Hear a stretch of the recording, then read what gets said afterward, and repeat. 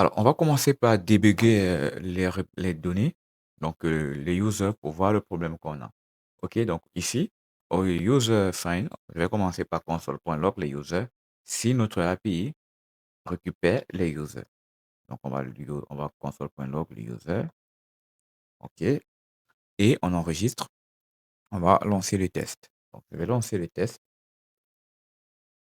Alors on exécute. Alors lorsqu'on lance le test, 1 minute, donc ici je vais mettre ça en commentaire pour ne pas avoir une longue réponse et je vais log les users. Donc voilà, on exécute le test. Alors lorsqu'on exécute le test, bien évidemment, il y a ce user-ci qui est créé. Voilà, il est là, mais avec un password. Alors qu'est-ce qu'on remarque ici? On remarque que le password n'est pas haché. D'accord? On remarque que le password n'est pas haché. Parce que lorsqu'on crée un user avec des données site, donc si on revient un peu dans le site, à ceci, il n'est pas haché. Donc, ce n'est pas intéressant de créer des users comme ça parce que ces users-ci n'ont pas des mots de passe hachés. Donc, dans le cas de notre test au niveau du sign-up, la création d'un user au niveau de la comparaison, à ce niveau-ci, nous renvoie cette erreur-ci parce que il essaie de comparer un password non haché avec un password toujours non haché. OK, donc ce qu'on va faire, c'est on va créer un user avec la méthode avec le premier test. Donc, on va essayer d'exécuter un test de façon séquentielle. Donc, on va voir que le test-ci, qui est ici, peut avoir une répercussion sur ce test-ci. C'est pour ça qu'on parle que les tests d'intégration ne sont pas forcément isolés.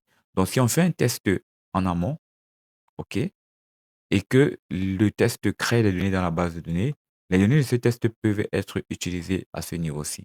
Donc, ce que je vais faire, c'est quoi? Pour pouvoir ne pas utiliser, des données sites à ce niveau, ce que je vais faire, c'est déjà supprimer déjà ce user-ci parce qu'on ne va pas l'utiliser. OK. Celui-ci aussi, on ne l'utilise pas. À défaut, si on l'utilise dans un test d'intégration, donc au niveau, on ne l'utilise pas aussi. Donc lui, je vais le supprimer aussi. Voilà. Donc après les avoir supprimés, ce que je vais faire, c'est prendre les données de ce test-ci. Donc je vais enlever le skip, le test d'intégration, le premier test d'intégration au niveau du sign-up. Je l'enlève le skip ici. Je vais faire que ce test crée un utilisateur. OK? Et l'utilisateur, je vais l'utiliser. Les données ici, je vais l'utiliser un peu plus bas. Donc, on va faire ici un describe, on enlève le skip. On va skip les cas de test ici aussi. On va faire un skip ici. Voilà. On skip. Voilà. On skip là. OK. Donc, lorsque je skip ces deux éléments, donc, le test-ci, lorsqu'il va créer un utilisateur dans la base de données, alors on pourra utiliser ces données à ce niveau. Donc, je vais copier les données-ci, d'accord? Et je vais les utiliser à ce niveau. À la place-ci, je vais les utiliser là. Voilà. Alors, pour le test au niveau du sign-in, on a juste besoin du name et du password. Donc, je vais enlever l'email. Voilà. Ici aussi, j'enlève ces datas-ci et je fais remonter la section Arrange. OK.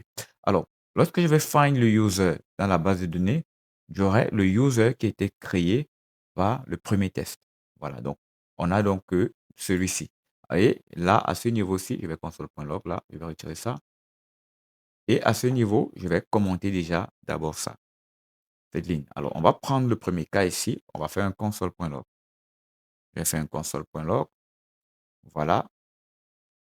Je vais console.log les users. Donc, ce test-ci, le user-ci, normalement, il doit sortir de ce premier test. Donc, ça, c'est l'utilisation de les tests intégration qui se font de façon séquentielle.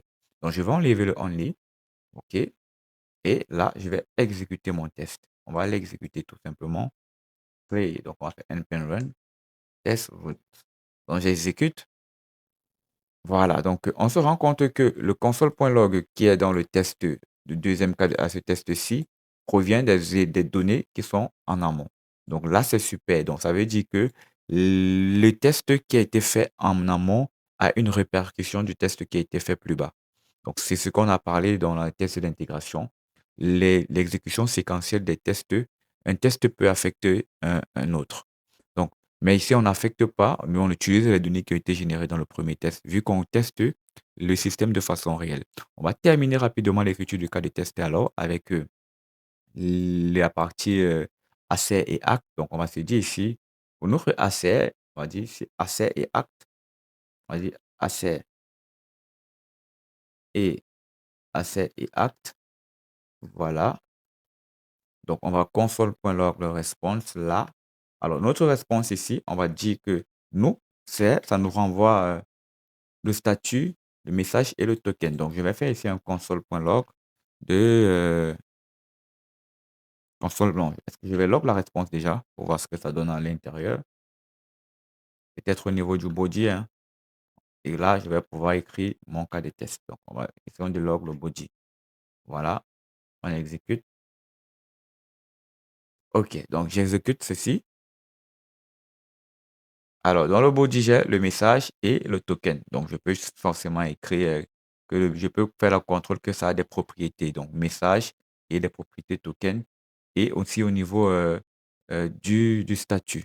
Donc, ici, ce qu'on va faire comme assertion, on va prendre la première assertion pour dire que le message, déjà, il est bon. Donc, ici, à ce niveau-ci, je vais faire passer le send. On va faire un point statut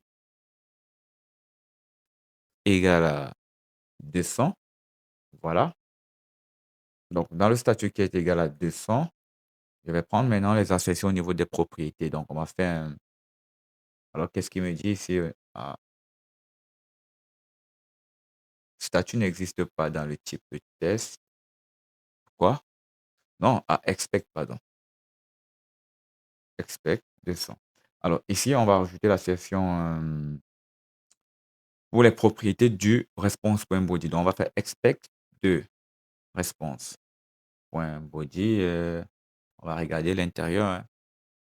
As property message et as property token. Donc, response.body to have